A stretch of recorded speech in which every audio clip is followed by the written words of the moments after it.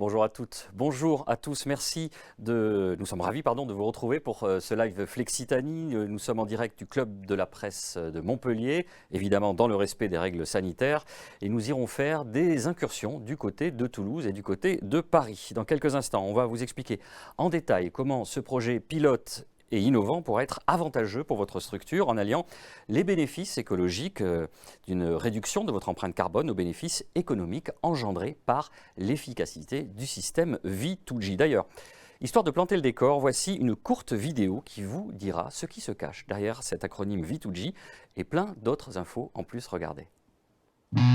Dirigeant d'entreprise et de collectivités locales, gestionnaire de flotte, vous avez à cœur d'optimiser vos ressources au quotidien et de faire de l'environnement un vecteur concret de progrès.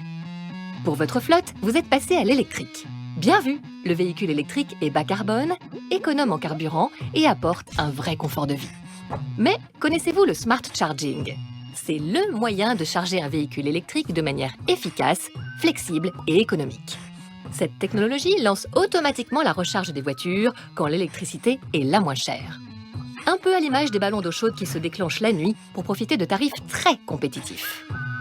Ça, c'est le V1G. Les électrons vont du système électrique au véhicule. EDF vous propose d'aller encore plus loin grâce au V2G, le Vehicle to Grid. Ici, les flux vont dans les deux sens. Le principe du V2G est simple. Il consiste à charger et à décharger les batteries des véhicules électriques en fonction d'un certain nombre d'événements et d'informations en provenance du réseau.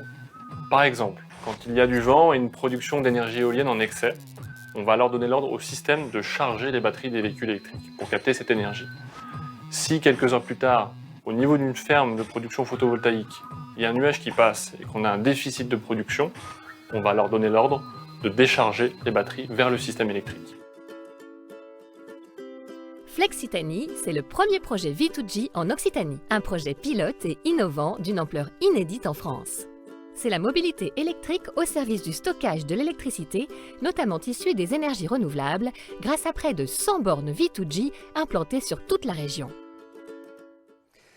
Alors ce live Flexitani va s'articuler en plusieurs séquences. Dans une première partie introductive, des représentants de la région Occitanie, de l'agence ADOC, de l'ADEME, ainsi qu'un député du Gard vont vous offrir leur vision sur l'impact d'un tel projet pour la région, les collectivités locales et les entreprises. Dans un second temps, les ambassadeurs de Flexitani qui vous seront familiers car vous êtes adhérents de ces structures que sont Derby, Leader Occitanie, Laver Occitanie et Cleantech Valley, vont nous proposer leur analyse sur l'ambition et les bénéfices attendus du projet. Vous saurez ensuite tout en détail sur Flexitani. Pourquoi dans notre région? Combien de bornes vont-elles être déployées? Dans quelles conditions? Puis nous aborderons les dispositifs d'aide et d'accompagnement des entreprises, notamment les subventions qui le rendent particulièrement attractif, avant d'entrer dans des détails très pratico-pratiques qui vous permettront de vous faire une idée précise de l'accompagnement que vous pourrez obtenir pour mettre en place ce projet dans vos structures. Alors si les explications données par les différentes expertes et experts ne vous semblaient pas exhaustives, nous vous offrons la possibilité de poser vos questions lors de moments dédiés au cours du live. Comment? Via le site menti.com, menti.com, où vous pourrez entrer le code suivant, 72 04 929, puis vous pourrez poser votre question. Je vous rassure tout de suite, je vous le rappellerai ce code tout au long du live. Ne vous inquiétez pas, ce n'est pas la peine de noter pour l'instant. Et pour introduire notre événement, nous avons le plaisir d'avoir en direct de Toulouse Sylvain Vidal, qui est délégué régional d'EDF en Occitanie. Sylvain, vous allez nous expliquer en quelques mots la genèse de ce projet Flexitani. Merci Boris, bonjour à toutes et à tous. Écoutez, la genèse de ce projet, c'est d'abord un partenariat entre des acteurs ayant la même conviction. Et cette conviction, c'est que la mobilité électrique intelligente, le smart charging, tel qu'il a été décrit dans le film, et la technologie V2G en particulier, sont un atout, une opportunité énorme pour la transition écologique. Alors ces partenaires initialement, bien sûr, c'est EDF qui a développé au niveau national cette technologie V2G. C'est la région Occitanie et l'agence de développement ADOC, puisque la région Occitanie est précurseur en matière de transition écologique, et évidemment ce projet leur a beaucoup plu. Et puis, j'allais dire, naturellement, l'ADEME, de par ses missions, qui était évidemment très intéressé de voir un démonstrateur de cette ampleur au niveau régional, puisque cette technologie V2G, on va pouvoir, à travers Flexitani, l'expérimenter à une maille importante, avec sur une technologie qui a vocation à se développer au niveau national et même au niveau européen. Et donc, je voulais d'abord évidemment remercier ces partenaires qui sont avec nous sur le projet. Et puis, je dirais le partenariat il s'est étendu et vous les avez cités, en particulier à Leader Occitanie, qui est un réseau d'entreprises innovants bien connu, à l'AVER, qui fait référence en matière de mobilité électrique, et au pôle de compétitivité d'Herby, qui est en tête de pont sur les enjeux des énergies renouvelables. Et en fait, je les remercie évidemment aussi beaucoup, puisque c'est globalement grâce à eux que nous sommes aussi nombreux réunis aujourd'hui autour de ce live. En fait, pour EDF, c'était essentiel de ne pas être seul sur un projet de cette ampleur, puisque c'est vraiment un projet très important pour EDF. Puisque ça nécessitait pour nous la mise en place d'une équipe dédiée au niveau national, dont vous aurez des intervenants tout à l'heure. Évidemment, la promotion du dispositif aussi régionalement avec nos partenaires. Donc pour nous, il y a un effet de levier qui est très important par rapport à ce partenariat. Et ce qui est le plus important pour moi, au bénéfice des utilisateurs, puisque ce système de recharge intelligent, il est dédié à la fois aux entreprises ainsi qu'aux collectivités locales, pour leur permettre, je dirais, d'être précurseurs dans le domaine de la mobilité électrique à travers l'équipement des bornes qu'on recharge. Donc, ce que je souhaite, évidemment, on va pouvoir rentrer, comme vous l'avez dit, dans le détail du projet. Ce que j'espère, c'est qu'évidemment, à travers cet événement, et je sais que vous êtes nombreux aujourd'hui, vous allez avoir le même enthousiasme que nous pour ce projet, en devenir acteur, et de manière à ce que vraiment dans vos entreprises, dans vos collectivités, par cet équipement de bornes de recharge, vous ayez l'opportunité d'être un acteur de la transition écologique sur votre territoire. Merci. Merci Sylvain Vidal. On vous retrouve à la fin de notre live pour un mot de clôture. Alors, vous l'avez dit, de nombreuses fées se sont penchées sur le berceau de Flexitani, parmi lesquelles la région Occitanie-Pyrénées-Méditerranée. Nous sommes allés interroger Agnès Langevin, qui est vice-présidente de la région en charge notamment de la transition écologique et énergétique. On l'écoute.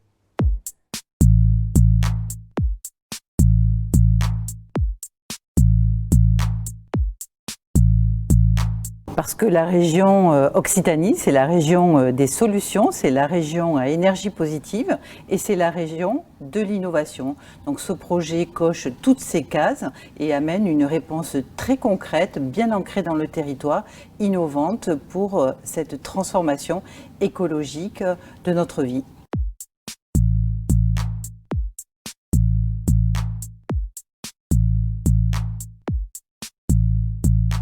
Alors ce projet qui permet à la fois de concilier production, stockage d'énergie renouvelable et usage de mobilité est une clé essentielle de l'atteinte de notre objectif, celui d'être la première région à énergie positive. C'est une solution qui permet effectivement de stocker de l'énergie et donc de mieux intégrer la production d'énergie renouvelable dans le mix énergétique.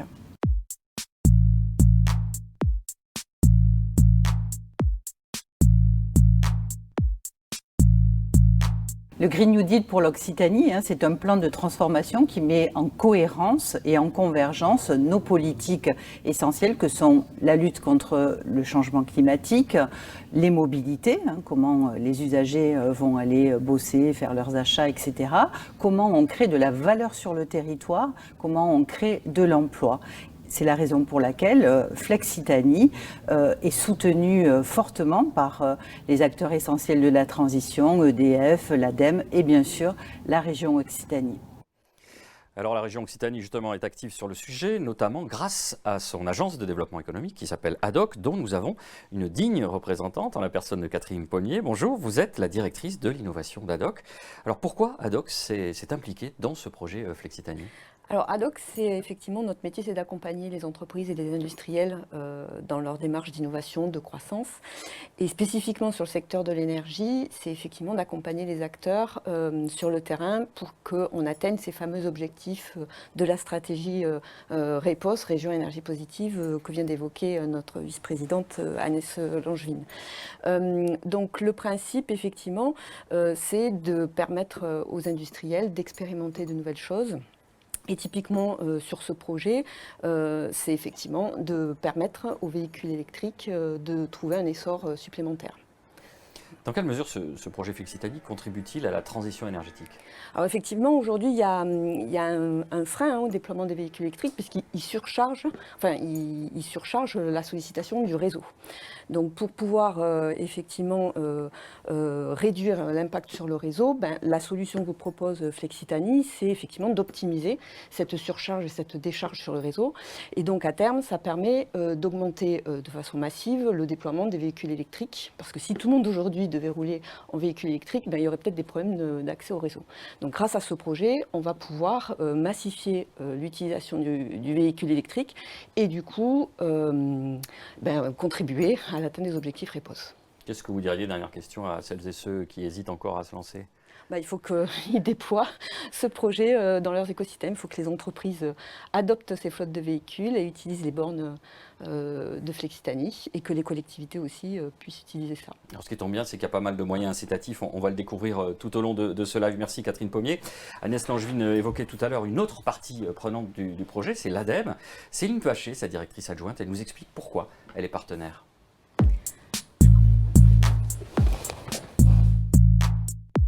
Alors l'ADEME est impliquée depuis une bonne dizaine d'années sur le sujet des systèmes électriques intelligents. On a déjà accompagné une soixantaine de projets de recherche, développement et innovation.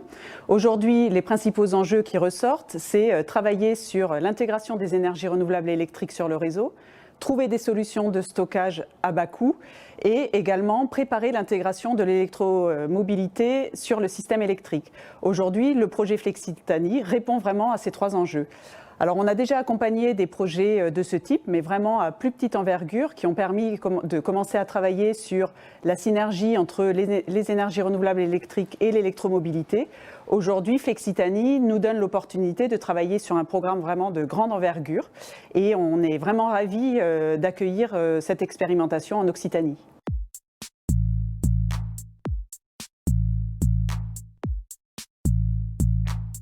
Alors c'est vrai que cette expérimentation, elle est à l'échelle régionale, à l'échelle de la région Occitanie. Pour autant, elle mobilise de nombreux experts au niveau national. Donc pour l'ADEME, la direction régionale est mobilisée, mais on mobilise également nos collègues du siège, que ce soit le service mobilité, mais également le service réseau et énergie renouvelable. Donc le comité de pilotage qui va réunir l'ensemble des partenaires réunira à la fois des experts nationaux, mais également des représentants territoriaux, ce qui, à notre sens, sera très riche d'enseignements.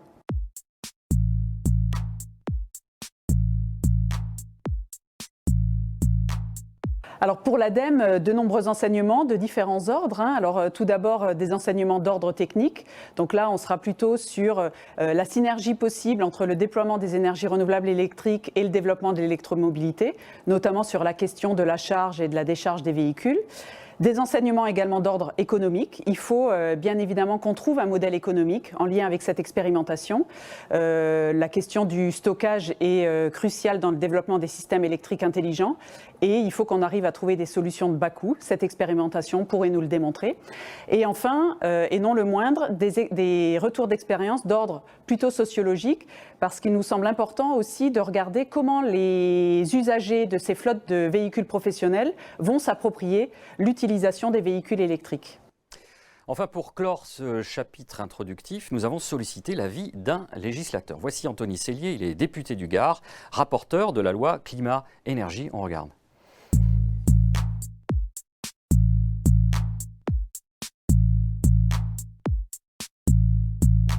Alors, dans l'article 1er de la loi énergie-climat, nous avons inscrit l'urgence écologique et climatique avec un objectif d'atteindre la neutralité carbone en 2050.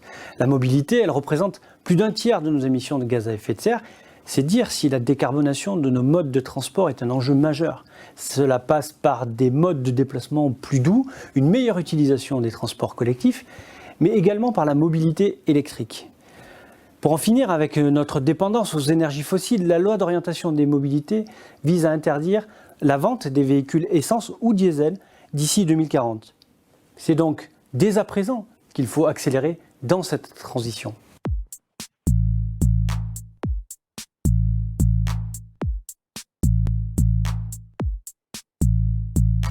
Déjà, il y a 2 niveaux d'investissement de ma part.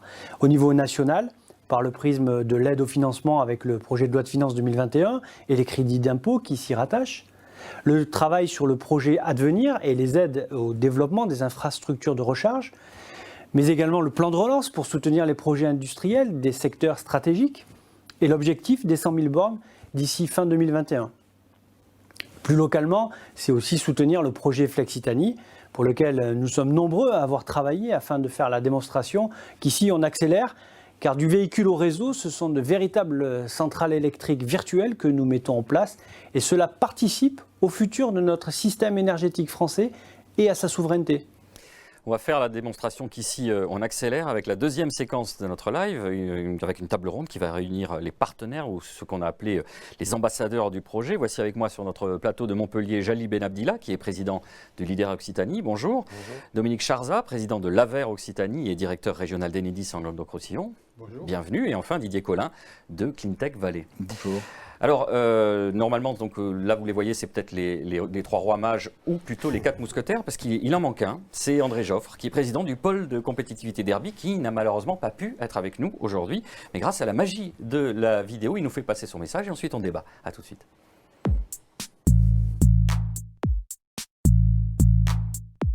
C'est-à-dire le pôle de compétitivité d'Herbie est un pôle qui couvre toute la région Occitanie, dont le siège est ici à Perpignan.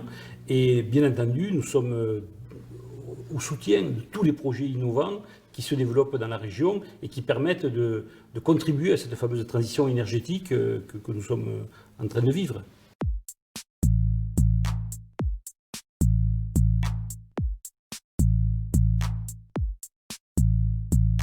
C'est-à-dire, les énergies renouvelables, ils ont une particularité, c'est que, mis à part l'hydraulique, elles sont variables tout au long de la journée, en fonction du vent, du soleil. Bon.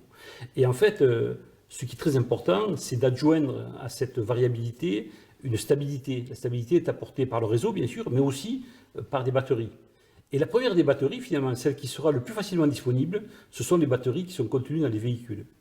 Parce que la voiture électrique va arriver, elle va se développer massivement, et donc on a sous la main un composant essentiel, et le mixte entre les énergies renouvelables et la batterie des voitures, et donc Flexitanie, c'est vraiment une vraie révolution. On va beaucoup plus loin que simplement le fait d'adjoindre 2 technologies.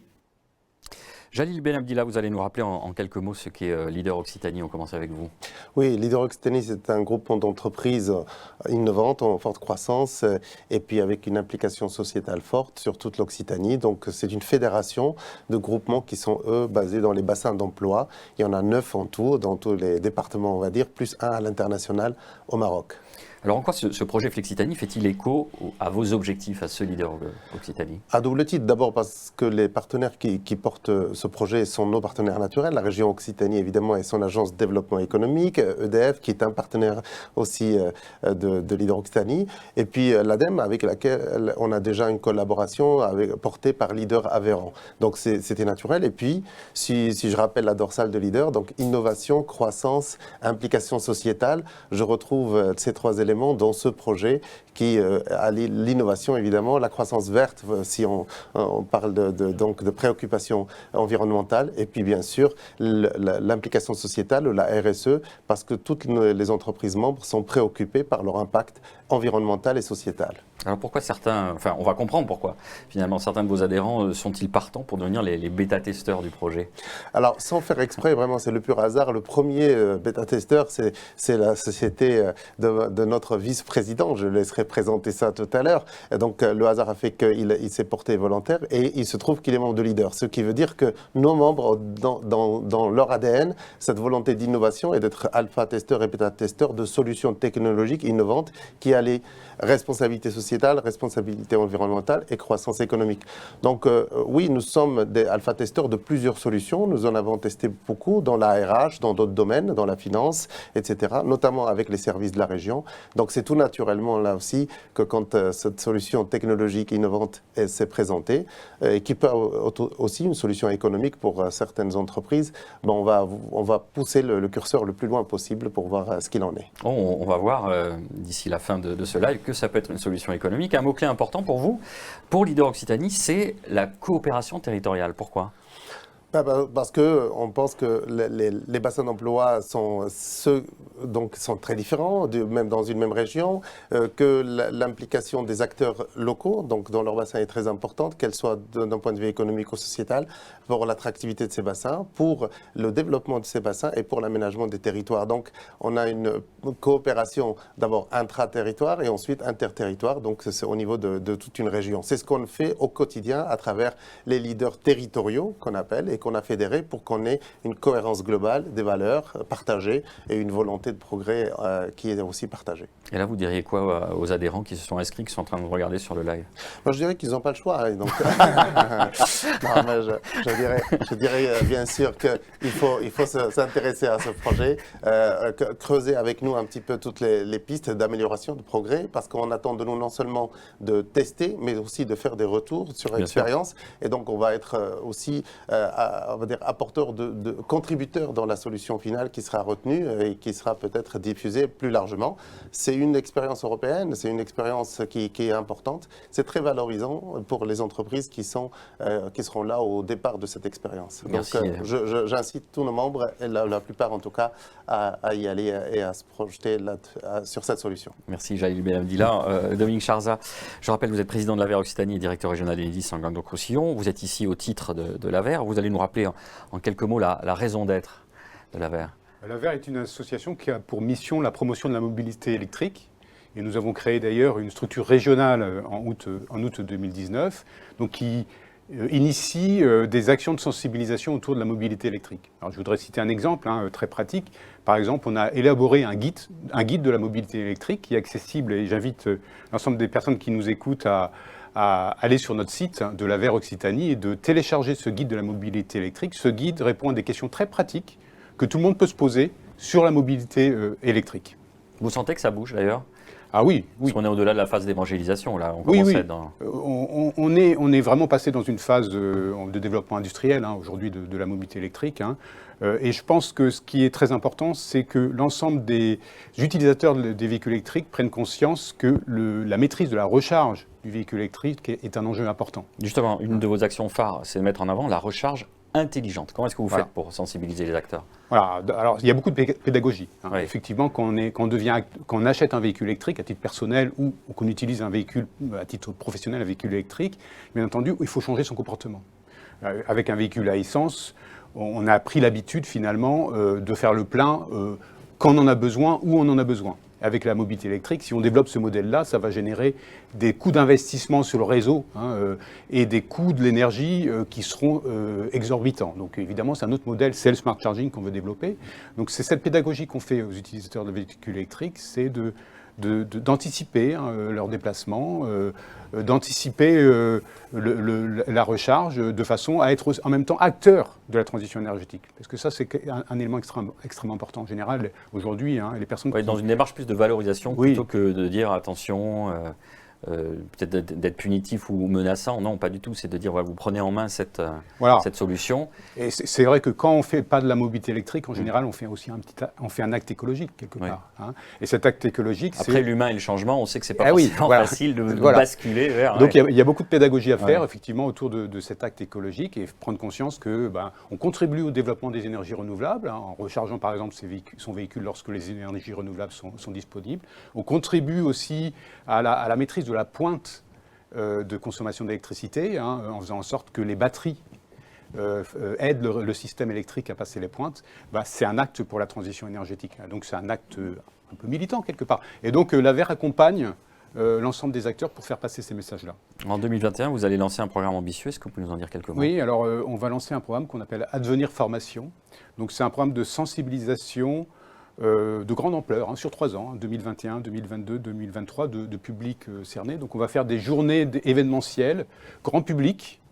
On va faire également des sessions de formation pour des syndics de copropriété et pour des professionnels de l'immobilier. On va en faire 70 quand même sur la région Occitanie. On va faire 70 sessions de formation d'élus, d'acteurs locaux sur tous ces sujets autour de la mobilité électrique. Et puis des sessions également de sensibilisation des étudiants. Voilà, donc c'est une grosse opération qui mobilise beaucoup l'AVER.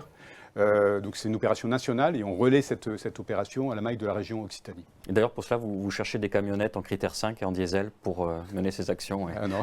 Alors, l'AVER Occitanie, c'est une petite association qui s'est créée assez récemment. Je vous taquine. Voilà.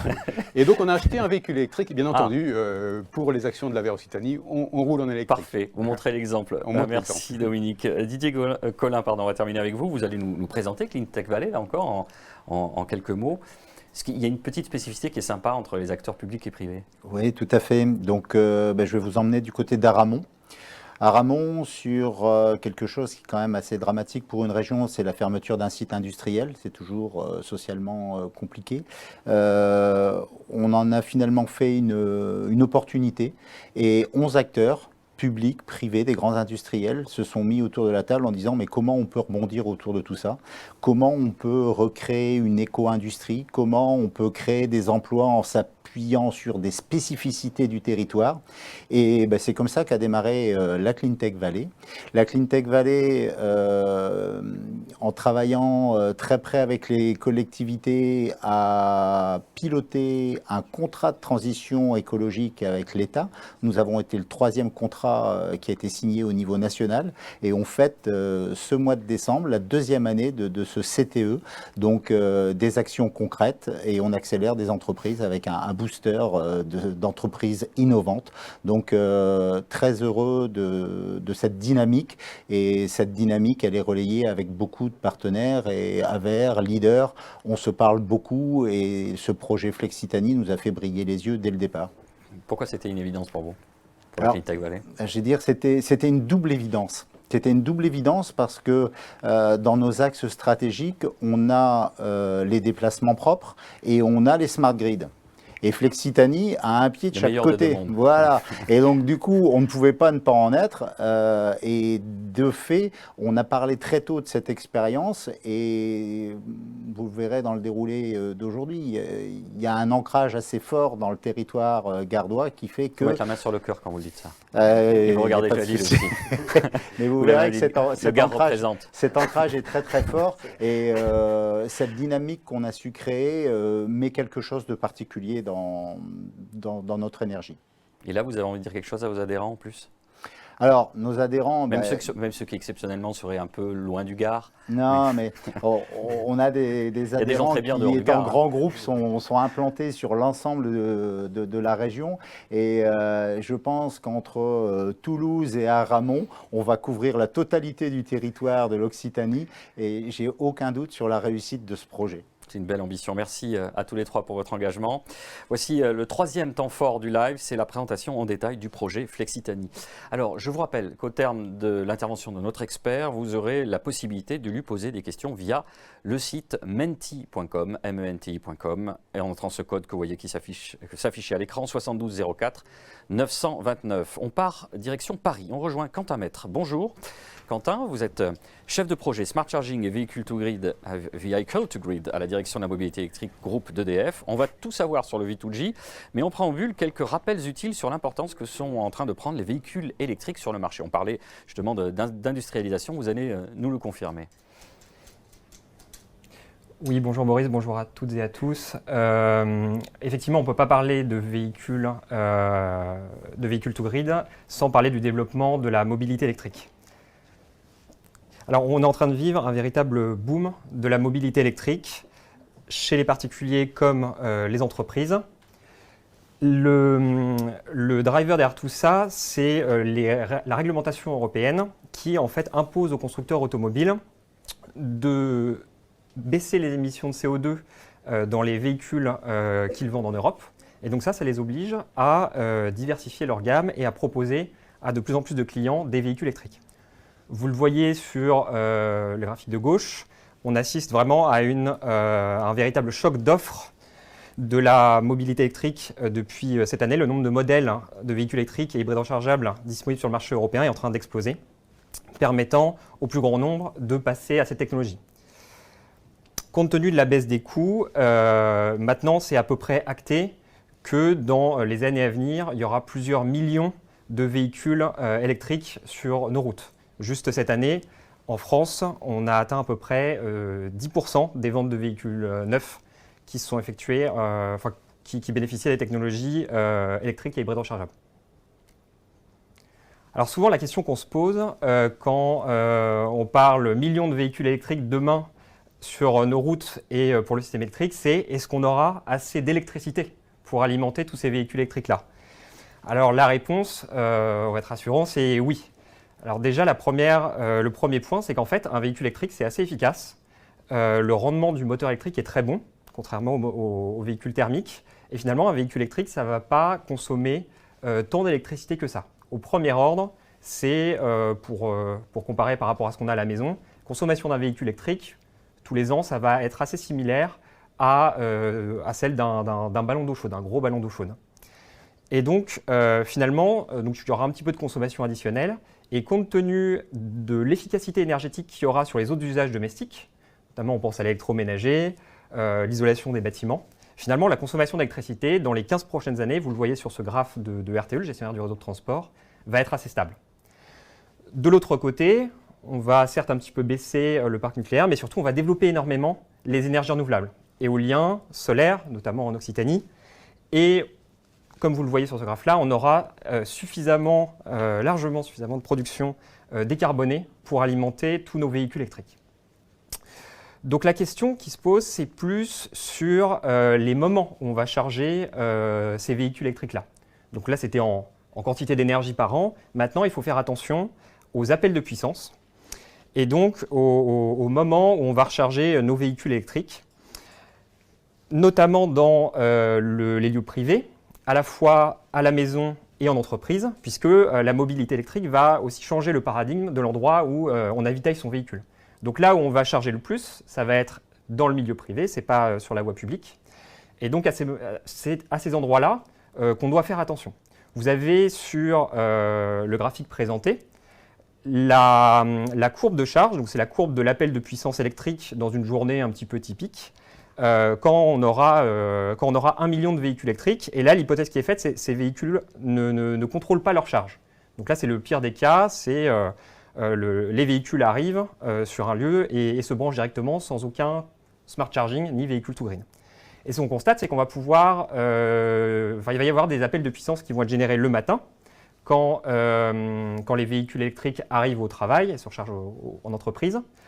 Également le midi, quand les salariés reviennent à la maison. Et puis surtout le soir, quand tout le monde rentre chez soi, branche son véhicule, et puis que les véhicules d'entreprise rentrent en entreprise après leur mission. Et donc, vous voyez que ça crée des pointes de consommation électrique qui ont lieu à des moments où il y a déjà des pointes de consommation, notamment, je pense, à la pointe du soir à 19h. Donc en hiver, on peut atteindre, si la charge des véhicules électriques n'est pas contrôlée, des pointes de l'ordre de 1 gigawatt. C'est à peu près la puissance d'une centrale nucléaire. Alors, sur une partie du parc, ce n'est pas très grave. Hein. Tant qu'on est sur un nombre limité de véhicules, on a l'habitude de gérer des variations de puissance dans la journée de cet ordre-là. Par contre, si d'ici 15 ans, il y a 15 millions de véhicules électriques qui font ça, on va du coup sursolliciter les centrales thermiques fossiles qui sont utilisées pour les pointes. Donc ça, c'est polluant. Voire, on va devoir en installer de nouvelles. Donc ça va coûter cher et en plus, ça va polluer. Donc ce n'est pas dans ce scénario-là qu'on a envie de se placer. Au contraire, on pense que ce scénario-là ne va pas se passer. Hein. C'était le pire des cas pour montrer ce qui se passe si on ne fait rien. Nous, on croit plutôt à un scénario vertueux entre la mobilité électrique et le système électrique, et notamment le développement des énergies renouvelables. Vous l'avez vu, les énergies renouvelables vont se développer massivement. Et en fait, le véhicule électrique, c'est un formidable outil de flexibilité pour le système électrique et absorber justement l'intermittence de ces énergies renouvelables. Comment? Par deux moyens. Vous avez déjà le smart charging, donc ce qu'on appelle le V1J, c'est le contrôle de la charge du véhicule en fonction du système électrique. Et donc là, on va pouvoir charger le véhicule au sein de la journée au meilleur moment. Donc par exemple, la nuit, pendant qu'il va y avoir trop de vent, au moment où on va être capable de prédire quand est-ce qu'il va y avoir trop de vent et charger ces véhicules à ce moment-là. Et la journée, quand vous êtes par exemple branché en entreprise, chargé quand il y aura des excédents de production solaire en Occitanie, vous êtes bien placé pour le savoir.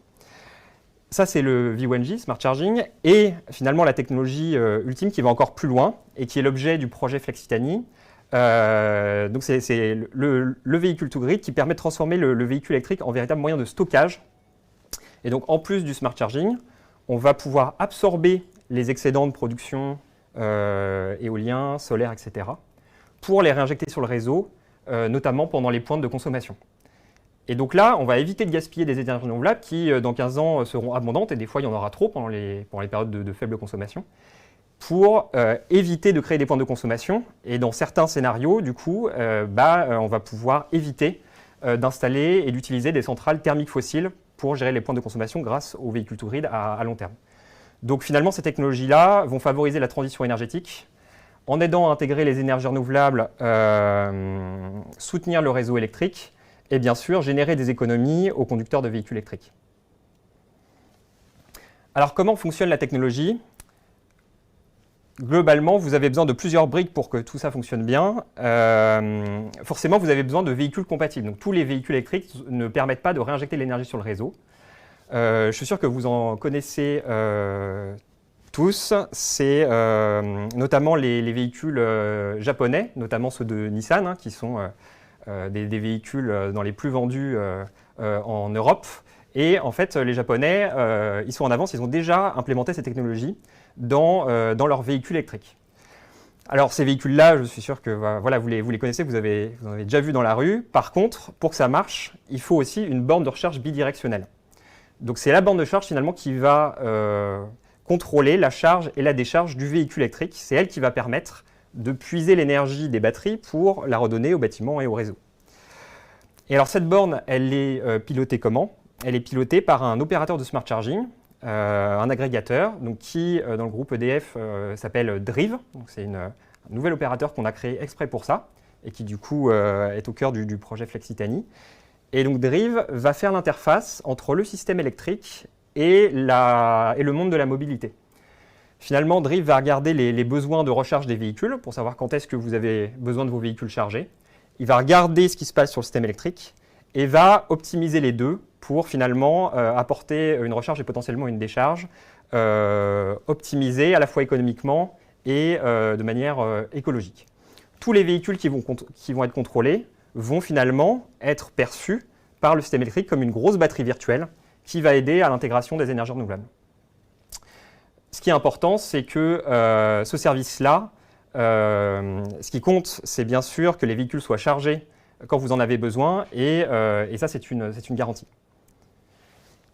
Donc cette technologie-là, c'est l'objet du projet Flexitanie, dans lequel on veut réaliser le premier déploiement à grande échelle de cette technologie pour démontrer sa pertinence pour la transition énergétique. Donc le but, ça devait être de créer une sorte de batterie virtuelle de 1 MW, parce que c'est à partir de ce seuil-là qu'on est considéré comme une petite centrale de production du point de vue du système électrique. Donc il faut plein de bornes et plein de véhicules pour faire ça. Et donc on va pouvoir valoriser cette flexibilité-là pour le système électrique. Le but du projet, ça va être d'étudier l'acceptabilité des entreprises et des collectivités qui participent à cette expérimentation, le potentiel de la transition énergétique, notamment on va mener des études avec l'ADEME, et d'étudier les barrières réglementaires qui sont aujourd'hui un frein pour le développement de ces technologies-là. Qui est éligible pour participer à ce projet? Ce sont les sites d'entreprises et les collectivités dans la région Occitanie. Donc pour l'instant, l'expérimentation, le projet n'est pas pour les particuliers. Aussi, il faut faire attention, le smart charging et le véhicule to grid, on ne va pas l'utiliser pour n'importe quelle borne et pour n'importe quel véhicule. On ne va pas mettre des bornes V2G pour de la recharge publique. Le but, ce n'est pas de jouer avec les batteries de visiteurs dont on ne connaît même pas la marque du véhicule, qui ne sont potentiellement pas compatibles avec la technologie.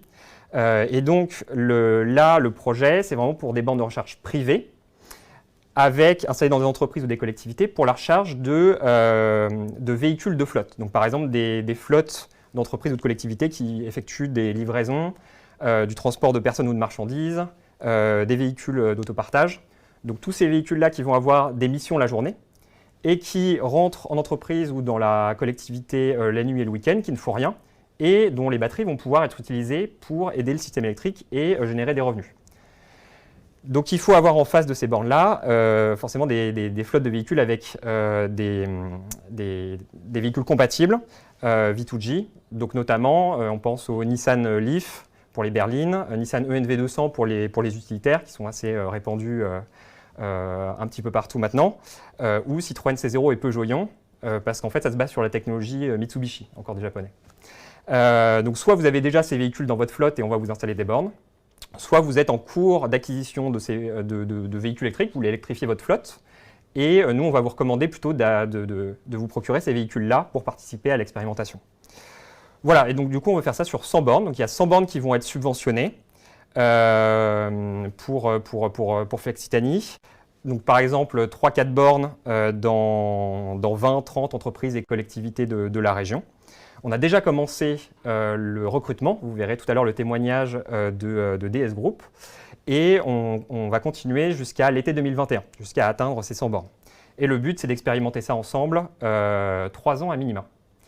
Donc concrètement, comment ça va se passer? Si vous voulez participer au projet, on vous détaillera ça un peu plus en détail après, mais globalement, on va vous fournir une borne V2G 11 kW qui va être subventionnée complètement par la région et l'ADEME.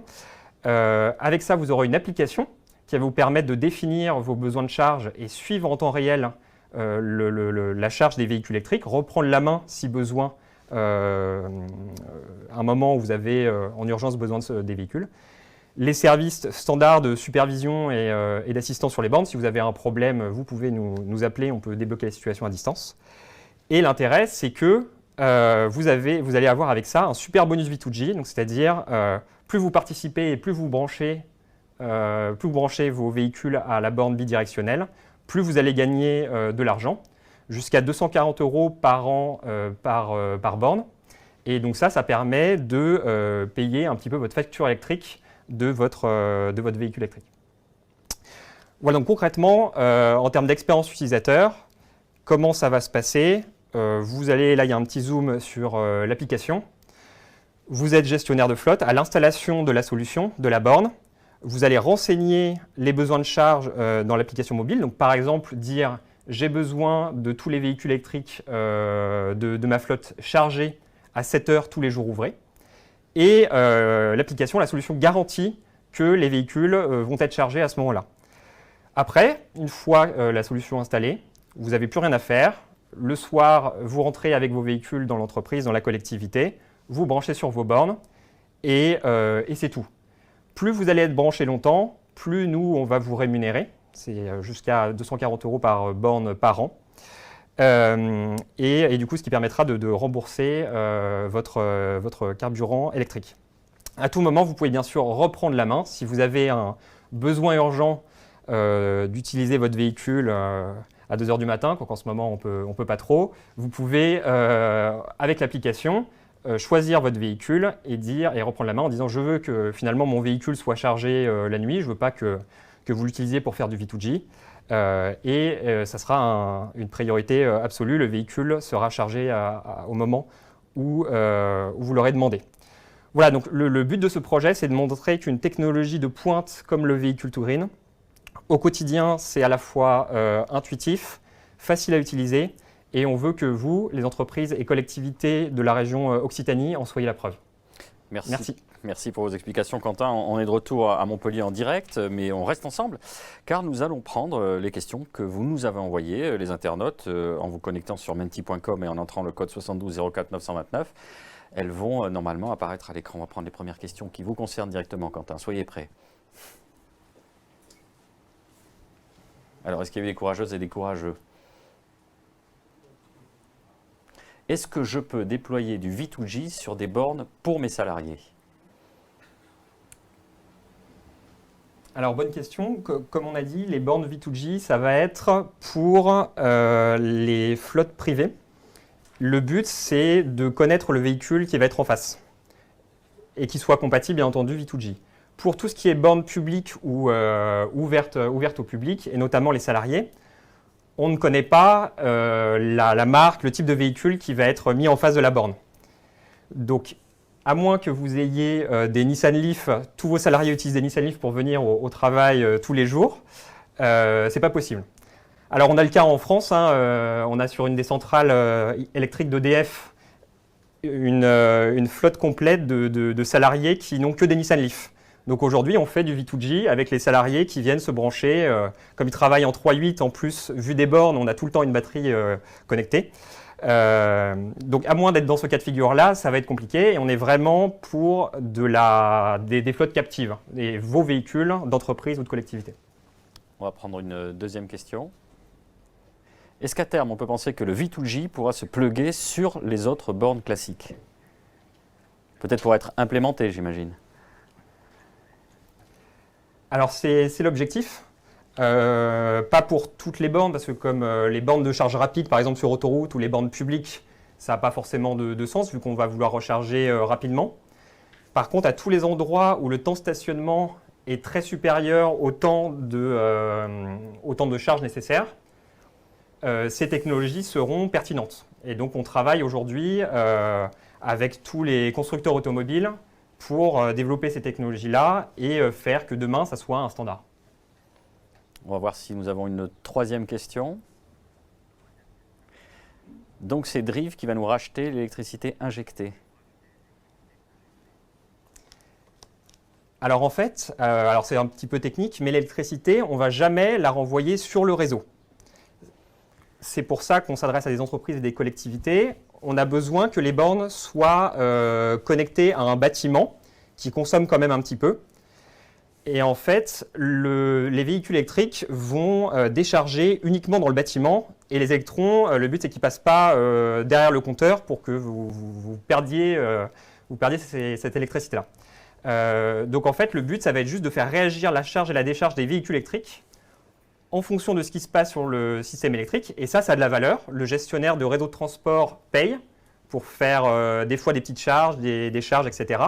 Mais soyez rassurés, l'électricité qui est réinjectée, les entreprises ne le perdront pas sur leur facture. Elle restera toujours dans le bâtiment.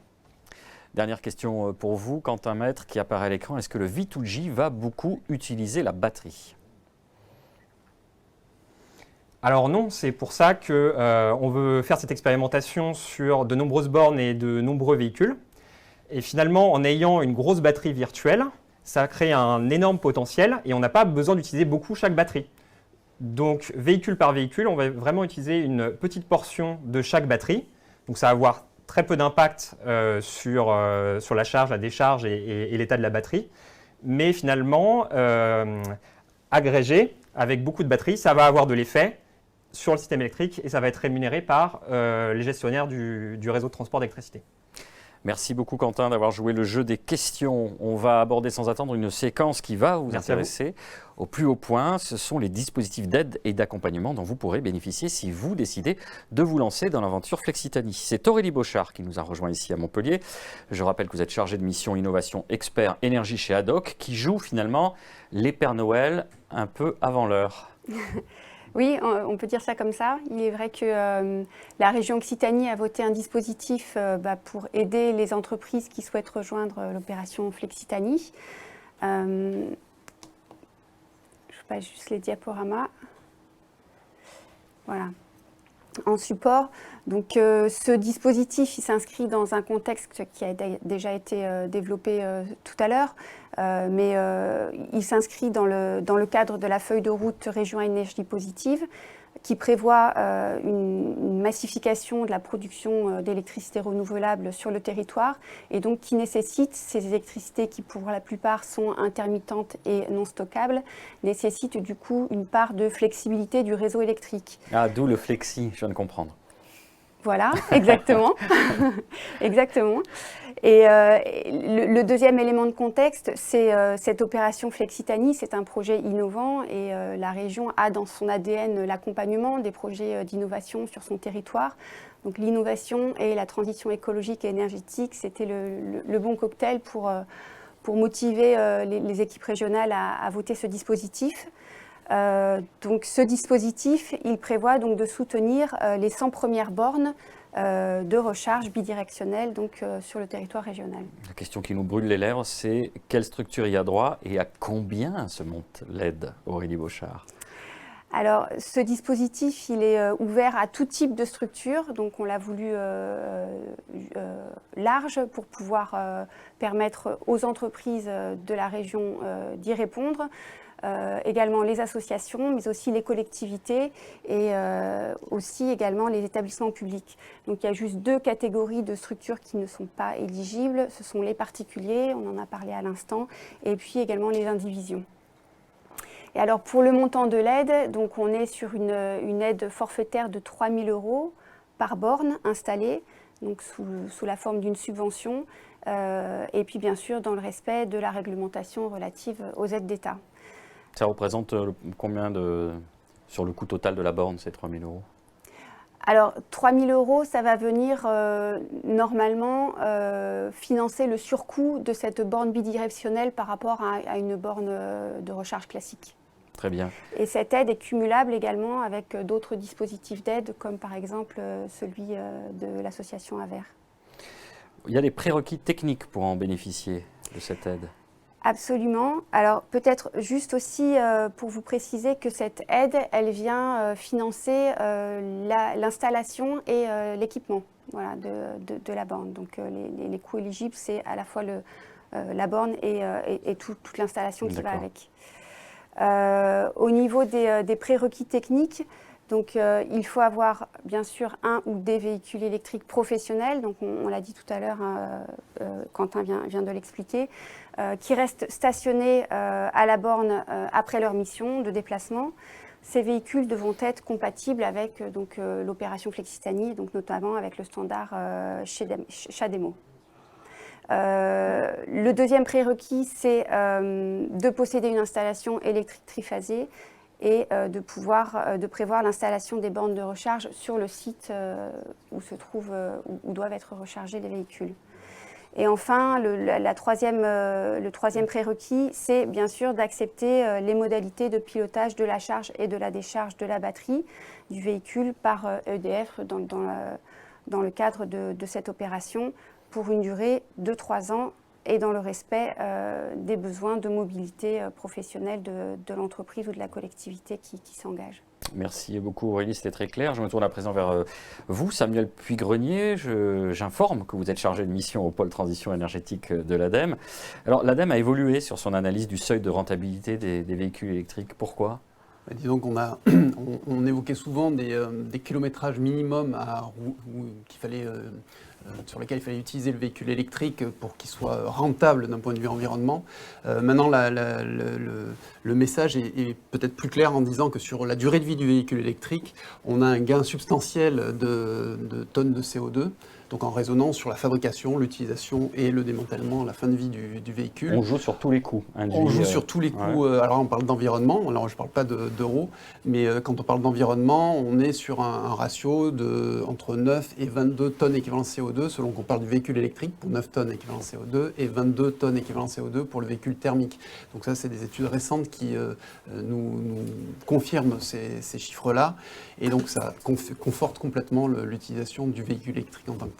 Mais pourquoi l'analyse de départ était différente sur ce seuil de rentabilité ? Elle n'était pas forcément différente, c'est plutôt tout ce qui est les composants du véhicule électrique, notamment la batterie, qui pèse relativement lourd dans le point environnemental, qui évolue et qui bénéficie soit de seconde vie, et donc qui nous permettent d'amortir entre guillemets le coût CO2 sur une plus longue période, soit simplement grâce à l'industrialisation gagne plutôt en impact environnemental. Qu'est-ce que vous attendez du projet Flexitanie ?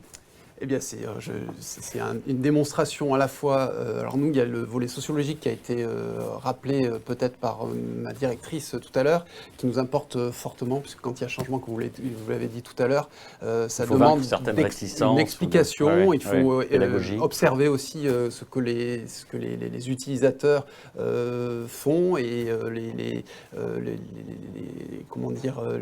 les freins qui se mettent en œuvre, que ce soit à l'échelle du conducteur ou d'un gestionnaire de flotte. Donc ça, c'est un volet important qui nous semble vraiment très important. Et au-delà de ça, on cherche vraiment, à travers l'étude qu'a cité Quentin Maître tout à l'heure, à vraiment quantifier les gains que peuvent générer ces flexibilités de demande du réseau, d'appel et de charge, décharge des batteries. Et donc de voir donc, les pointes d'électricité qui seraient desservies par des moyens thermiques, comment est-ce qu'on peut les éviter au maximum, et donc là aussi faire des gains substantiels de CO2 là, c'est un test, à l'échelle du réseau électrique. C'est un test in vivo que vous avez, c'est la première fois que vous allez pouvoir vous baser sur une observation avec 100 bornes. Donc vous attendez de la data concrètement pour venir conforter vos analyses. On a hâte de rentrer dans la phase opérationnelle là, à partir de l'été 2021 pour commencer effectivement à compiler tout ça. Merci beaucoup Samuel Puy-Grenier. On va attaquer notre dernière séquence axée sur les aspects les plus pratico-pratiques de Flexitanie. À ce titre, je vous le rappelle, vous pouvez nous poser des questions sur le site menti.com en entrant le code 72 04 929. On part illico presto pour Paris, évidemment dans un silence de cathédrale puisqu'on roule à l'électrique, où nous attend Grégory Neve qui est directeur véhicule électrique chez Nissan West Europe. Il travaille main dans la main avec Alban Jandin, responsable recharge intelligente chez Isivia que nous retrouverons en quelques instants. On commence avec vous Grégory. On se focalise avec vous sur le côté voiture avant de se focaliser sur le côté borne avec Alban. Alors ma question, évidemment, quelle est la solution de mobilité électrique proposée par Nissan? Même si on vous connaît un peu, hein, c'est une marque qui dit quelque chose. Oui, je pense effectivement que la marque Nissan est connue et la marque Nissan aujourd'hui est particulièrement fière de participer au projet Flexitanie. Effectivement, on va pouvoir découvrir que dans l'écosystème qu'on est en train d'essayer de mettre en place ensemble, finalement, la brique voiture apporte une solution à ce qu'on est en train d'essayer de créer. Là où souvent la voiture électrique, on peut penser que c'est une charge, un poids pour le réseau. En fait, on va s'apercevoir qu'aujourd'hui, on a véritablement une brique qui vient s'installer dans l'ensemble de l'écosystème qui apporte une solution. Alors Nissan, c'est des voitures électriques qui sont naturellement compatibles V2G grâce à la charge CHAdeMO. Mais avant de rentrer sur CHAdeMO, peut-être quelques mots sur les voitures électriques. Aujourd'hui, dans la gamme Nissan, c'est essentiellement deux voitures électriques, une voiture particulière et une voiture utilitaire. Alors si je commence par la voiture particulière, c'est la Nissan Leaf. Effectivement, on la connaît. Elle a été lancée il y a 10 ans. Aujourd'hui, on est déjà à la deuxième génération. Donc, on a été pionnier il y a 10 ans. Donc, aujourd'hui, on a 10 ans d'expérience sur le marché. L'ensemble des Leaf ont fait 1,6 milliard de kilomètres depuis que les clients roulent avec. Et aujourd'hui, c'est une berline, une vraie berline avec 5 places et un vrai coffre. Si on parle de l'utilitaire, on va parler du ENV200. Donc là, c'est un utilitaire qui est disponible en différents formats, 4 mètres cubes, 6 mètres cubes, 8 mètres cubes. Je pense que ça parle aux entreprises qui nous regardent. Et on le voit de plus en plus aujourd'hui dans les centres-villes. Pourquoi ? Parce que c'est un outil vraiment idéal pour tout ce qui est livraison du dernier kilomètre et livraison du dernier kilomètre sans émission à l'échappement. Aujourd'hui, un ENV200, c'est 300 km d'autonomie en cycle WLTP urbain. Alors ces deux voitures, elles sont équipées de la charge rapide CHAdeMO. CHAdeMO, c'est compatible V2G. CHAdeMO, alors, excusez mon accent japonais, ça veut dire Oshademo Itaga Desuka, qui veut dire, est-ce que vous auriez le temps de prendre une tasse de thé pendant que je fais le plein d'électricité de votre voiture? En fait, vous voyez, c'est la contraction, CHAdeMO, c'est la contraction d'une petite phrase japonaise qui est là pour illustrer et une allusion clairement au temps nécessaire pour charger la voiture. Mais l'intérêt de CHAdeMO, c'est pas juste de charger la voiture via un chargeur rapide, c'est que c'est un chargeur qui est bidirectionnel.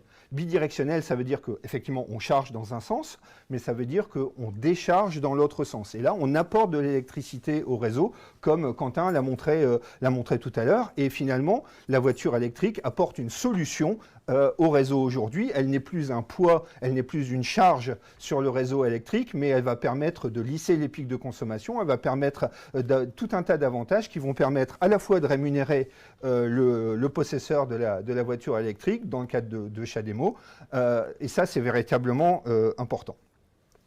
Beaucoup de choses sur la voiture électrique, beaucoup de questions naturellement. Je voudrais juste revenir sur les questions en disant le véhicule électrique finalement c'est pour ceux qui roulent peu. Non, on se rend compte que dans les voitures électriques aujourd'hui et dans les kilométrages moyens, on a des kilométrages qui sont supérieurs à des véhicules équivalents en diesel ou en essence. Aujourd'hui, si vous prenez une Nissan Leaf, les clients Nissan Leaf font plus de 16 000 km en moyenne par an, là où un client qui roulerait par exemple en Qashqai diesel va en faire moins de 12 000. Donc finalement, on se rend compte que la voiture électrique, elle est faite pour tous les usages, y compris pour ceux qui roulent, pour ceux qui roulent beaucoup.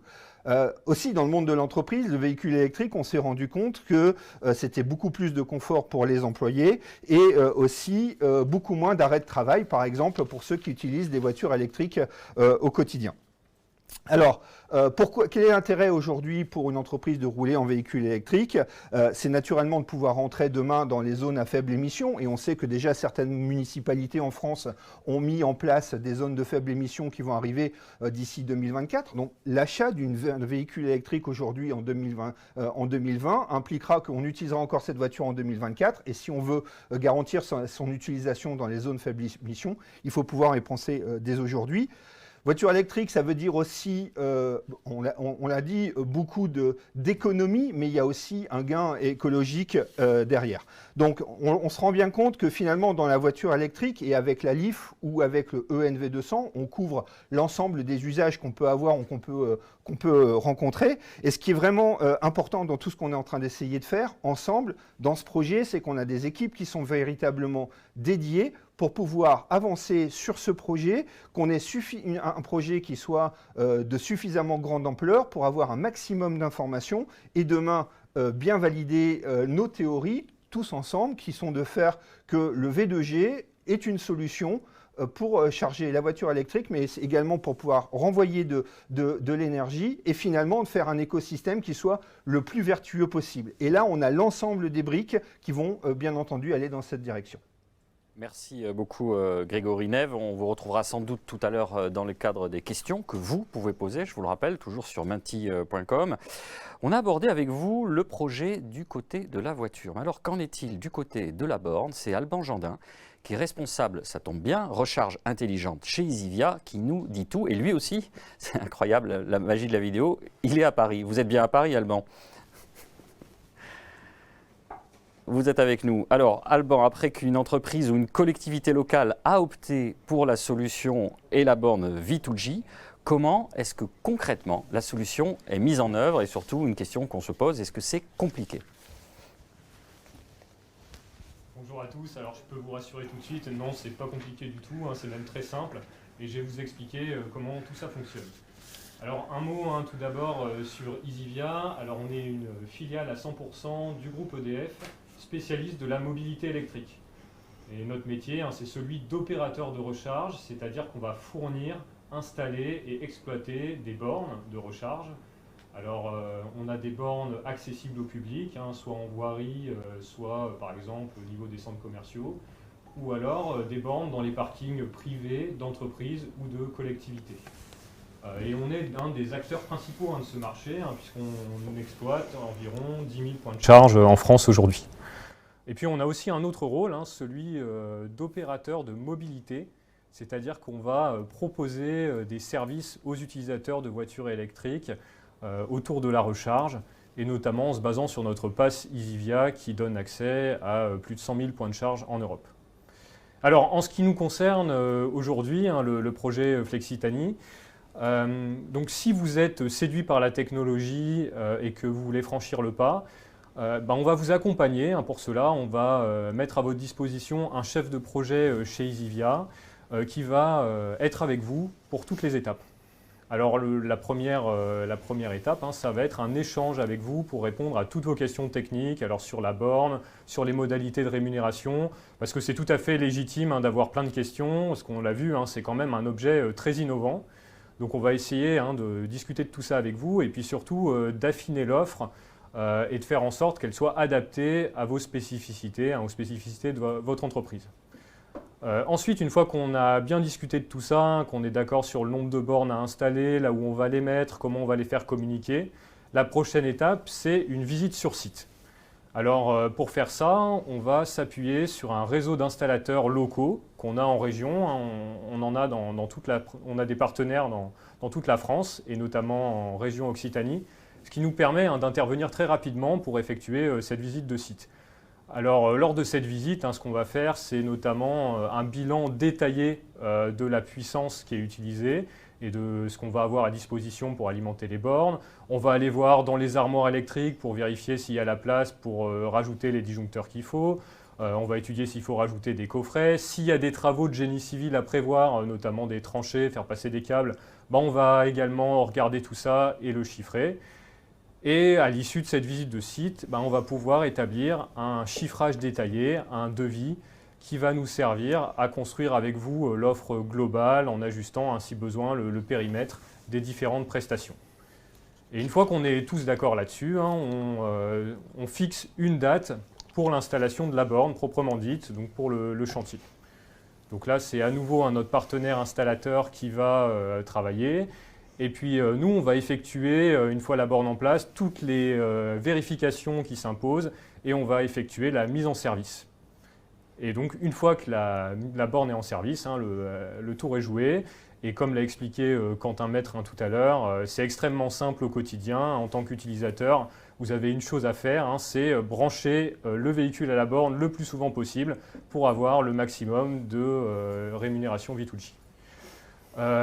Et puis un dernier point, nous on va quand même être là derrière pour s'assurer que tout marche bien, que les indicateurs sont au vert.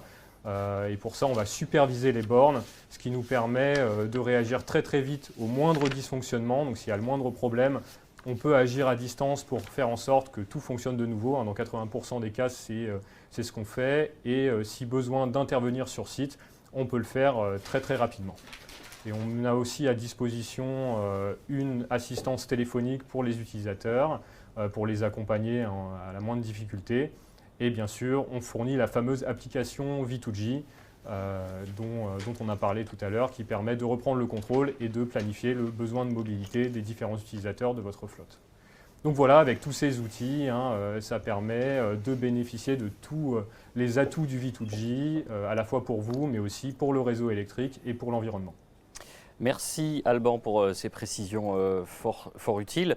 Un petit mot d'excuse aussi, parce qu'au début on avait du mal à vous entendre. En fait, je n'ose pas vraiment en parler, mais j'ai demandé à ce que mon fils fasse un stage de 3e donc sur votre site, et c'est lui qui réglait les micros, donc il sera temps sévèrement quand il rentrera à la maison ce soir. On vous prie de nous excuser, chers internautes. On continue dans le congrès avec le concret, c'est les élections américaines, ça me perturbe, avec un duo que vous serez amené à connaître si et bien sûr, vous allez le faire, vous allez franchir le pas vers Flexitani. Il s'agit de Christelle Martinez, qui est directrice du développement des entreprises chez EDF. Elle est avec nous ici à Montpellier. Bonjour Christelle. Vous travaillez main dans la main avec Éric Taracol, qui est chef de projet mobilité électrique, toujours chez EDF, mais lui, il est en duplex de Toulouse. Vous êtes avec nous, Éric, aussi ? C'est magique, merci. Bonjour à tous les deux.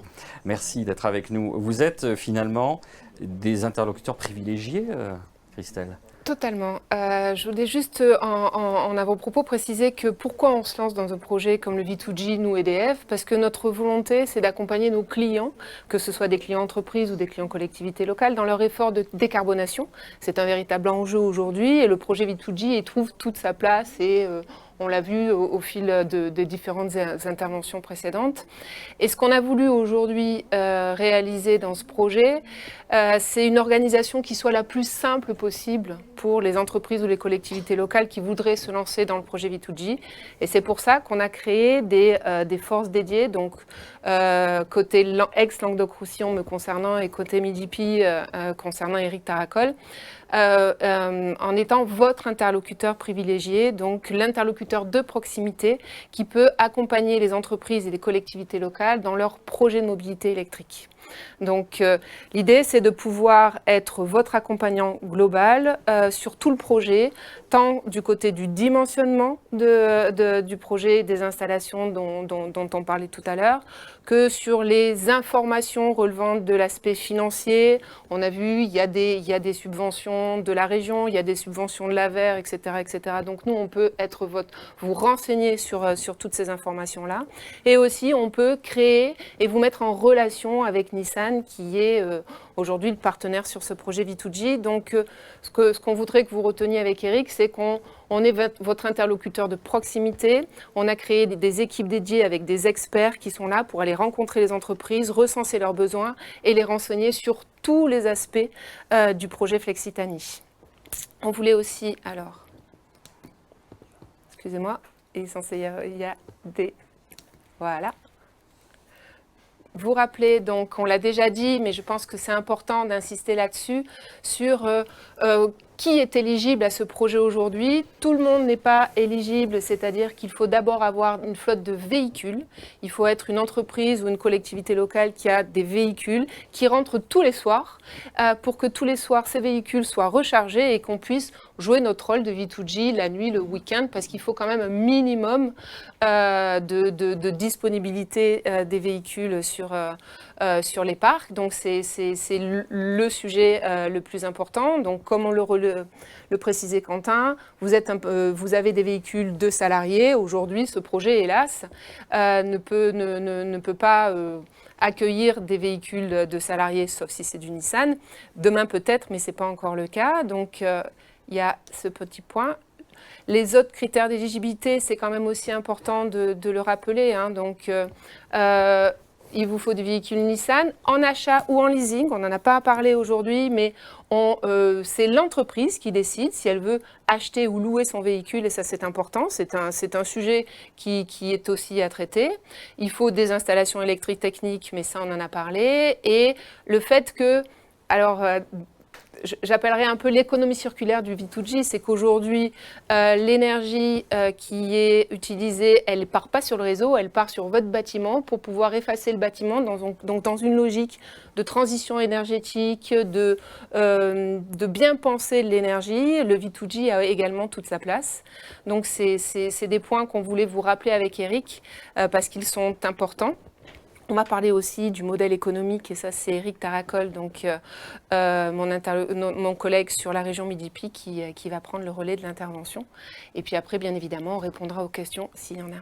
On vous écoute, Eric. Oui, merci. Alors, pour reprendre un petit peu et compléter les propos de Christelle, on va parler un peu gros sous. Et je vais essayer de vous résumer en quelques phrases ce qui a été dit commercialement par tous les interlocuteurs précédents. Alors déjà, pour l'installation d'une borne, vous avez à la fois la partie installation et puis après la partie exploitation. La partie installation, c'est une partie qui correspond à un investissement.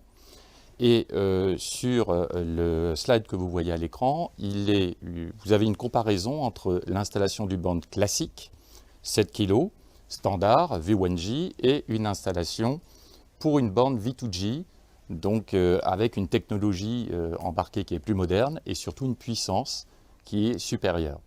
Alors, sur la partie investissement, qui est donc en haut, vous voyez que ce soit pour une borne classique ou une borne V2G, vous arrivez finalement au bout à peu près le même coût d'investissement. Pourquoi? Parce que l'aide de la région permet de compenser le surcoût initial sur le prix d'une borne et le coût d'une installation associée.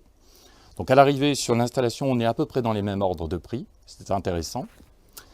Et ce qui est encore plus intéressant, c'est sur la partie exploitation. Donc l'exploitation, c'est une redevance mensuelle que EasyVia vous facturera tous les mois, qui correspond donc à la partie exploitation, la partie assistance technique notamment.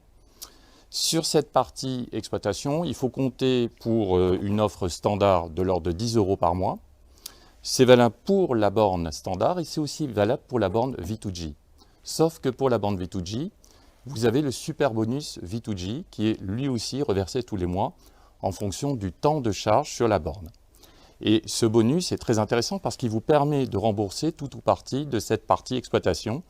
Donc à l'arrivée, vous pouvez très bien vous en tirer avec une partie exploitation quasiment proche du zéro en termes de coût. Ajoutez à cela le fait que Nissan vous apporte une petite réduction de 10 € par mois sur un véhicule LLD. Bien à l'arrivée, sur 3 ans, on voit, c'est marqué sur le slide à l'écran, eh bien que vous pouvez arriver à une somme nettement inférieure sur la partie exploitation sur du V2G par rapport à une borne classique. Alors, pour entrer légèrement dans les détails, sur la partie bonus, le bonus V2G, on l'a un petit peu dit tout à l'heure, ça peut aller jusqu'à 20 € par mois. Ça va dépendre très précisément du temps de charge du véhicule et c'est moyenné. C'est moyenné sur donc, une partie sur un mois et sachant que le week-end compte. Donc si vous avez donc comme c'est indiqué à l'écran, si vous avez un temps de charge supérieur à 15 heures par jour, mais en prenant en compte les week-ends, donc moyennés, donc sur une journée en moyenne c'est 10 à 12 heures de charge réellement, eh bien vous pouvez bénéficier d'un super bonus allant jusqu'à 20 € par mois. Et puis vous voyez que c'est un petit peu dégressif si, en fonction des usages de votre véhicule, eh bien vous avez un temps de charge qui est inférieur. En général, de ce qu'on a vu sur les premières bornes installées en V2G, on est de l'ordre de facilement de 20 €. De temps en temps, ça descend à 15 € sur des usages assez spécifiques. Donc, évidemment, là, on est allé très très vite avec Christelle. On peut physiquement vous voir et vous décrire beaucoup plus en profondeur tous ces détails techniques, commerciaux. Mais ce qu'il faut surtout retenir, c'est que le système et le programme Flexitani permet aujourd'hui d'avoir accès à une technologie embarquée qui est plus moderne, avec des bandes qui sont plus puissantes et à un coût économique qui est plus faible que pour une technologie classique aujourd'hui V1G. Merci beaucoup Eric, merci beaucoup Christelle. Vous avez été particulièrement complet, mais si vous avez besoin de plus d'informations, je vous rappelle qu'à la fin de cette séquence, dans quelques instants, vous pourrez poser toutes vos questions via le site menti.com, menti.com, en entrant le code 7204. Et moi j'aime bien dire 929, je ne fais pas 92.9 parce que je fais des trucs pas comme tout le monde. Alors, c'est un précurseur que je vais vous présenter maintenant, un fondu de technologie quand elle se met au service de l'environnement et de la planète. Voici Julien Féjat, PDG de DES Group. Vous avez peur de mon introduction, dire qu'est-ce qu'il va encore raconter. Julien, vous aimez être le prums, le bêta-testeur ultime, toujours partant pour expérimenter les solutions innovantes, mais vous n'avez pas oublié, loin de là, d'être pragmatique. Racontez-nous pourquoi vous avez flashé sur Flexitani. Mais quand on a vu le projet présenté par EDF, pour qui on est prestataire, on a été séduit par l'aspect innovant de ce projet.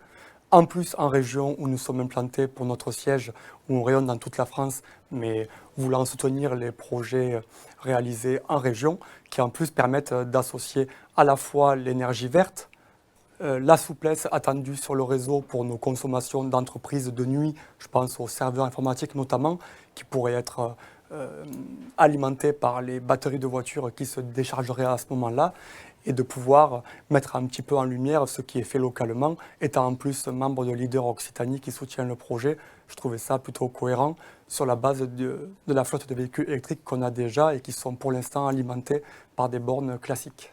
Vous avez opté pour une camionnette, vous avez opté pour une Nissan Leaf, vous avez opté... Une camionnette tout à fait, ENV 200. Pourquoi partir sur ce... Parce qu'on intervient sur différents sites EDF et CEA du Gard rhodanien, de Cruas, Pierre-Latte, Bagnols-sur-Cèze. Donc sur un rayon d'une centaine de kilomètres, on trouvait cohérent d'avoir une camionnette avec l'autonomie proposée par le véhicule. Comment faire connaître ce projet peut-être autour d'autres chefs d'entreprise innovants comme vous ? Donc déjà, vous êtes prescripteur, j'imagine, au sein de Leader, mais pas que. Pour faire tâche d'huile, comment on fait? Je sais que vous êtes dans un écosystème où vous convainquez les uns les autres. On est venu vous interviewer récemment à Bagnols-sur-Cèze et vous travaillez en bonne intelligence avec d'autres chefs d'entreprise.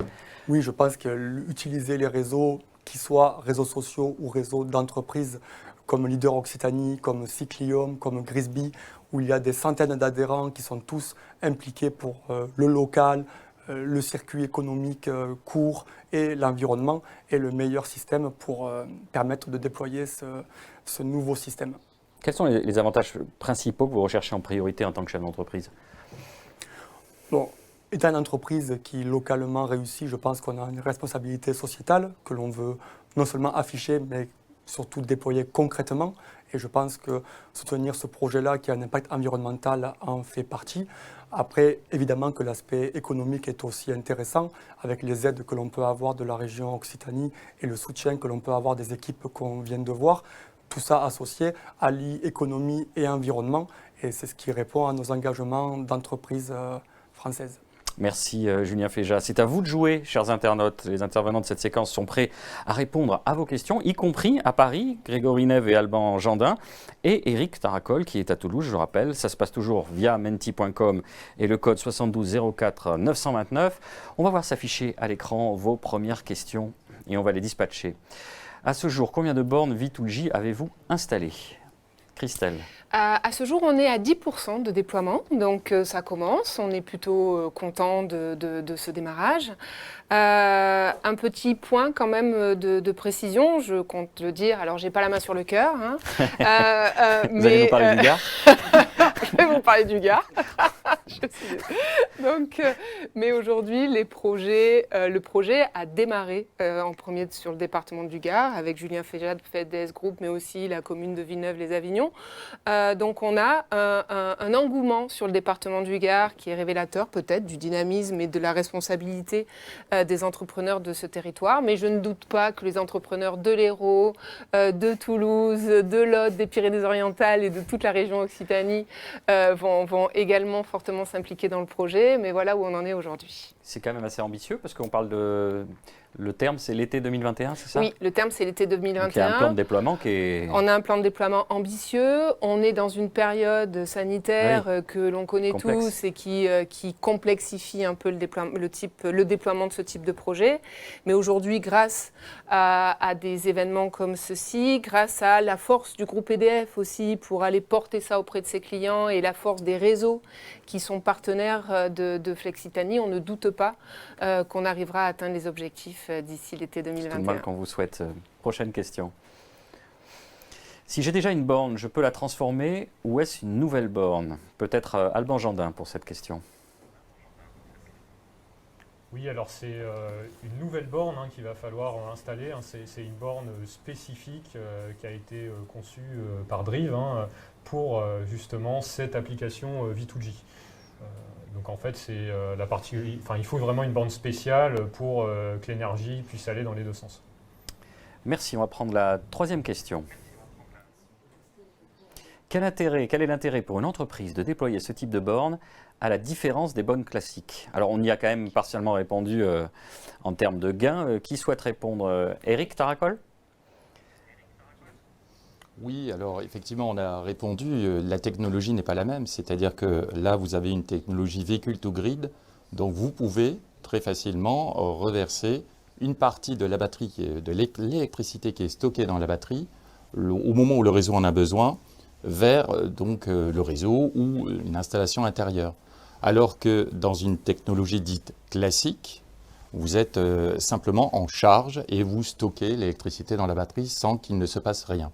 Donc il y a vraiment un différentiel de technologie très sensible et ça prépare l'avenir, on l'a dit aussi tout à l'heure, ça va permettre l'introduction de plus d'énergie renouvelable dans le réseau, puisque aujourd'hui la problématique des énergies renouvelables, c'est qu'elles sont intermittentes et qu'on n'arrive pas à les stocker. Avec une technologie V2G, on va pouvoir de plus en plus, si elle se développe comme on le souhaite, stocker de l'électricité et notamment de l'électricité issue d'énergie renouvelable. C'est en ça que cette technologie V2G est bien supérieure à la technologie V1G. Après, d'un point de vue complètement et purement pratique, étant donné le fait que grâce aux subventions, la borne V2G fait le même prix que la borne classique, autant s'inscrire dans l'avenir et prendre tout de suite la borne V2G. Enfin, même pour moi, ça tombe sous le sens. On va prendre une question. Exactement. Est-ce adaptable à tous les véhicules? Alors, qui souhaite répondre à cela? On ne va pas demander à Grégory Neff, parce qu'il va dire principalement Nissan, évidemment. Allez-y, Grégory. Je peux répondre. Alors, effectivement, CHAdeMO est un des deux standards européens qui existent. On l'a dit tout à l'heure, CHAdeMO, en fait, est issu de la technologie japonaise, qui a été le premier standard mis en place sur le marché pour pouvoir charger rapidement les voitures électriques. Puis, aujourd'hui, ce standard est devenu également le standard européen. Ce n'est pas le seul. En revanche, c'est le seul standard qui permet de pouvoir faire la recharge bidirectionnelle, donc pouvoir charger ou décharger la voiture pour pouvoir alimenter le réseau. Et l'essentiel des véhicules aujourd'hui sur le marché sont essentiellement des véhicules d'origine japonaise ou leurs dérivés européens quand il y a eu des dérivés européens. Je pense notamment à certaines marques françaises qui ont pu acheter des voitures d'origine japonaise sous licence. Peugeot et Citroën, je peux le dire, moi j'ai le droit. Autre question. Quelle est la vitesse de charge? Alors peut-être Alban Jandin. Oui, alors la borne, sa puissance maximale, elle est de 11 kW. Donc ça permet de récupérer quand même pas mal d'énergie. Donc on estime, enfin bon, ça dépend après des usages de flotte, mais pour un usage quotidien, c'est autour de la dizaine de kilowattheures. Donc en 1 heure, on arrive à recharger pas mal la batterie. Alors ça, c'est la puissance maximale si on active le mode de l'application qui permet un forçage. Donc quand on veut reprendre le contrôle, qu'on a vraiment un besoin urgent, on agit sur l'application, on active l'option, et là on se charge au maximum à 11 kW. Par contre, le reste du temps, ça dépendra de ce qui se passe sur le réseau et la vitesse de charge peut varier. Et voire même on peut réinjecter, vous l'avez bien compris, à certains moments. On va prendre une autre question, merci Alban. Combien de véhicules peut-on brancher simultanément sur une borne V2G? On va rester à Paris avec vous, Alban, pour y répondre. Alors sur cette borne-là, c'est une borne avec un seul connecteur. Donc on va pouvoir brancher un véhicule par borne. La réponse est assez simple. Merci, c'est clair. On va prendre la dernière question. L'association a 2 LIF et une NV200 doit-elle installer 2 ou 3 bornes? Alors là, Christelle, je vous passe le syndrome de la patate chaude. 2 LIF. Non, a priori 3 bornes, comme le précisait Alban tout à l'heure, c'est une borne par véhicule. Donc aujourd'hui, n'hésitez pas, contactez-nous. Mais là, a priori, le besoin, c'est 3 bornes. Surtout si, on l'a vu, l'idée c'est d'optimiser. Donc si on commence à jongler, ça va être plus compliqué d'obtenir après ces gains importants pour avoir une surrémunération. Ouais. Merci beaucoup, merci d'avoir répondu à toutes nos questions. Merci à vous pour votre intérêt manifeste envers le projet Flexitanie. Je vous propose qu'on reparte du côté de Toulouse pour quelques mots de clôture avec Sylvain Vidal, qui je rappelle est délégué régional d'EDF en Occitanie et qui a eu le loisir d'observer finalement tout l'ensemble du live et qui va nous livrer à chaud ses impressions. Bien. Eh bien, écoutez, je suis heureux de vous rejoindre pour cette conclusion. Ben, écoutez, j'espère qu'on a réussi à démystifier le projet Flexitanie et puis surtout à vous donner envie de vous équiper. Bon, vous avez été nombreux à être présents, nombreux à poser des questions. Il en reste peut-être en suspens. Donc, vous avez compris, évidemment, Christelle Martinez et Eric Taracol sont à votre disposition pour y répondre et pour regarder de manière individualisée chacun de votre projet. On va aussi pouvoir mettre en ligne un certain nombre de documents à travers un site qui va ouvrir demain, qui s'appelle flexitanie.fr. Donc là, vous pourrez aussi avoir un peu de documentation. Ce sur quoi je voulais insister peut-être en conclusion, évidemment, on a insisté sur le caractère innovant de ce projet, tout en s'appuyant sur je voulais insister un petit peu là-dessus, tout en s'appuyant sur une technologie qui est éprouvée. Ce qui est vraiment innovant, c'est l'ampleur qu'on va donner au système à travers la mise en place d'une centaine de bornes. Et pour vous, en tant qu'entreprise et de collectivité, évidemment, on a insisté sur du coup l'engagement que vous pouvez marquer dans la transition écologique et la valeur que ça représente pour votre entreprise. Mais vous l'avez compris, évidemment, vous avez évidemment un enjeu économique important. Le dispositif tel qu'il est proposé, et Eric Taracol a pu le montrer, il présente aussi un intérêt pour vous économique à partir du moment où vous avez décidé de vous engager sur une flotte de véhicules électriques. Donc ça, c'est évidemment très important et c'est possible parce que, je terminerai là-dessus, c'est possible parce que justement, on a construit ce projet de manière partenariale sur le territoire de la région Occitanie parce qu'on trouvait évidemment que, compte tenu de la dynamique qu'on a sur notre territoire en matière de développement des énergies renouvelables, en termes d'ambition sur la transition écologique, c'est là que ça prenait tout son sens. Et tout ce qu'on souhaite, c'est que vous soyez partie prenante de ce projet. Donc merci à vous tous et à très bientôt. Merci Sylvain Vidal, merci à tous nos intervenants pour votre implication, merci aux équipes d'EDF fortement mobilisées sur le projet, merci à nos équipes techniques à Montpellier, Toulouse et Paris et merci à vous de nous avoir suivis sur ce live. On espère vous avoir apporté un maximum d'informations. Bonne fin d'après-midi. Ce qu'il faut retenir de Flexitanie. Un projet innovant et une expérimentation d'une ampleur inédite en France. reposant sur les technologies Vehicle to Grid, qui s'engage dans une démarche environnementale en développant la mobilité électrique et qui propose une solution de stockage de l'électricité, notamment issue des énergies renouvelables. Flexitanie, c'est le premier projet V2G en Occitanie.